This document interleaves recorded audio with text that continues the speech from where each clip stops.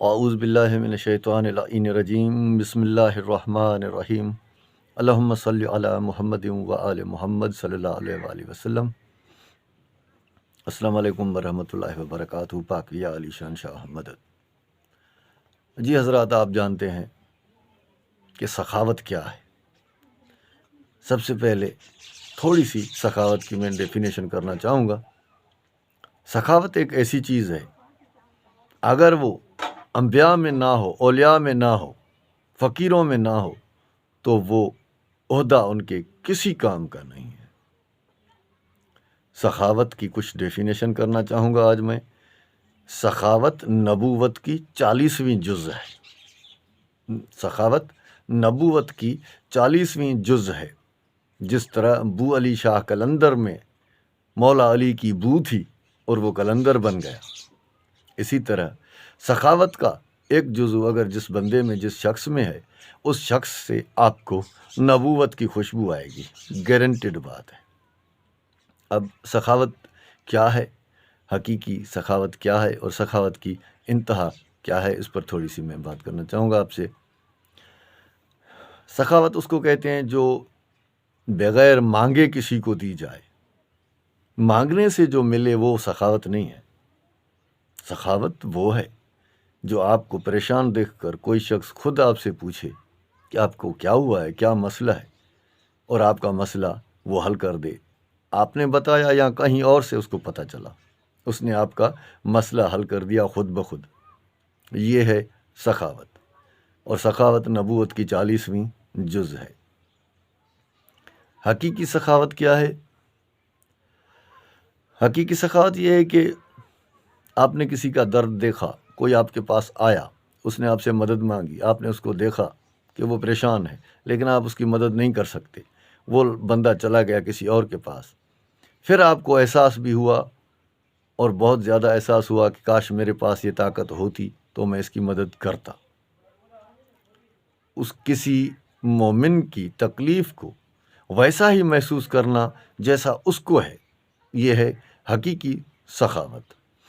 جیسے مثال کے طور پر آپ کسی موٹر سائیکل پر جا رہے ہیں، کار میں جا رہے ہیں، دوپہر کا وقت ہے، گرمی ہے، کسی نے آپ کو آگے ہاتھ دیا کہ مجھے اٹھا کر لے چلیں، آپ نے نہیں اٹھایا، آپ آگے بڑھ گئے۔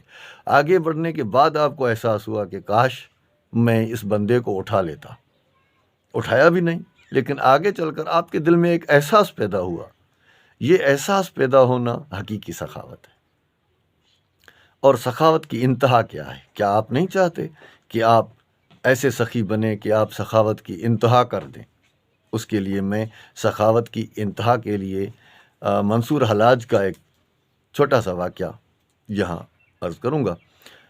وہ یہ ہے کہ منصور حلاج سے اپنے کسی مرید نے پوچھا کہ جناب، سخاوت کی انتہا کیا ہے؟ حقیقی کامل مرشد کیا ہے؟ اور کامل مرید کس کو کہتے ہیں؟ اس نے 3 سوال کیے منصور حلاج سے۔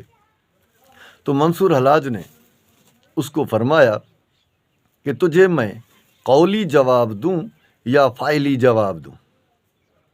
قولی یا فعلی؟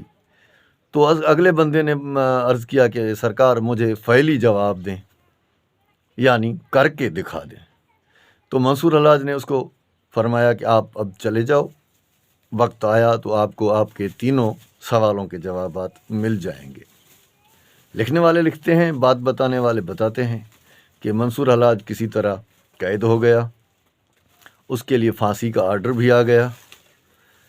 جب مرید کو پتہ چلا، شام کا وقت تھا، کہ کل صبح کو آپ کے مرشد کو پھانسی ہو جائے گی، تو اس مرید نے وہاں سے تیاری کی کہ اب میں کسی طرح اپنے مرشد کے پاس پہنچوں۔ وہ نکلا، مرشد کے پاس پہنچا، لیکن نکلتے وقت یہ اس کے دل میں خیال آیا کہ کاش میں وقت پر پہنچ جاؤں کہ میں اپنے مرشد سے ملاقات کر سکوں۔ اس نے سوچا کہ لیکن اگر اس نے یہ سوچا کہ میں وقت پر پہنچ سکوں گا تاکہ میں آمنے سامنے اپنے مرشد سے ملاقات کر سکوں۔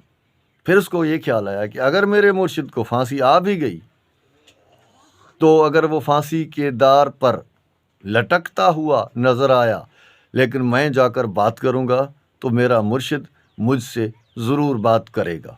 یہ ہے کامل مرید، جس کو اپنے مرشد میں اتنا یقین ہو، یہ ہے کامل مرید۔ اور اگر وہ پہنچ کر اپنے مرشد کے جنازے سے بات کرے اور مرشد اس کو جواب دے، اس دنیا سے کوچ کرنے کے بعد بھی، دار پر لٹکتے ہوئے بھی یا قبر میں لیٹے ہوئے بھی جواب دے، تو وہ ہوتا ہے کامل مرشد۔ ٹھیک ہے، اب یہ بندہ جب پہنچا تو اس کو پتہ چلا کہ تیرے مرشد کو تو کل پھانسی ہونی ہے، آج نہیں ہے۔ تو اس کو موقع ملا اپنے مرشد کے پاس جانے کا، اور گیا، پہنچا، اور لوگوں نے، سپاہیوں نے مرشد سے مرید کو ملنے دیا۔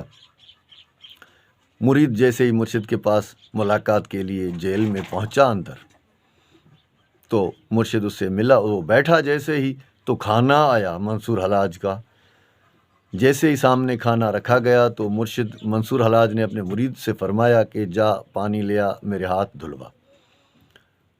مرید نے مٹکے سے پانی لیا، ہاتھ دھلوانے شروع کیے تو باہر سے صدا آئی قید خانے کے دروازے سے کہ میں بھوکا ہوں، کوئی ہے کہ مجھے کھانا کھلائے۔ تو منصور حلاج نے وہ اپنا کھانا اٹھا کر مرید کو دیا اور کہا کہ یہ جا کر اس فقیر کو دیا۔ وہ مرید گیا، اپنے مرشد کا کھانا اٹھا کر اس فقیر کو دے آیا۔ اب منصور حلاج اس کو فرماتا ہے کہ تم نے مجھ سے سوال کیا تھا کہ سخاوت کی انتہا کیا ہے، اور میں نے یہ عرض کیا تھا کہ میں فعلی جواب دوں گا۔ آج میں نے وہ عملی طور پر کام کر دیا۔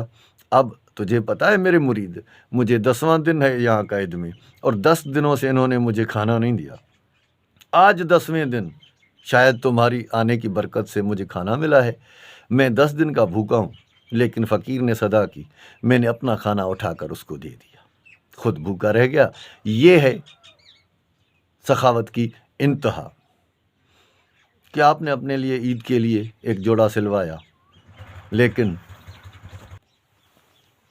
اور عید کے دن وہ لباس، وہ کپڑوں کا جوڑا پہننے سے پہلے آپ سے کسی نے مانگا اور آپ نے خود نہیں پہنا۔ آپ کے پاس ایک ہی جوڑا تھا اور آپ نے وہ جوڑا دے دیا کسی کو پہننے کے لیے، خود نہیں پہنا، خود پرانے پہنے۔ یہ ہے سخاوت کی انتہا۔ کیا آپ نہیں چاہتے کہ آپ کوئی ایسا کام کریں جس سے آپ سخیوں میں لکھے جائیں، آپ کے لیے سخاوت کی انتہا لکھی جائے؟ سخاوت نبوت کی 40ویں جز ہے، یہ یاد رکھیے گا، اور سخاوت کی اس ڈیفینیشن کو بھی یاد کریں۔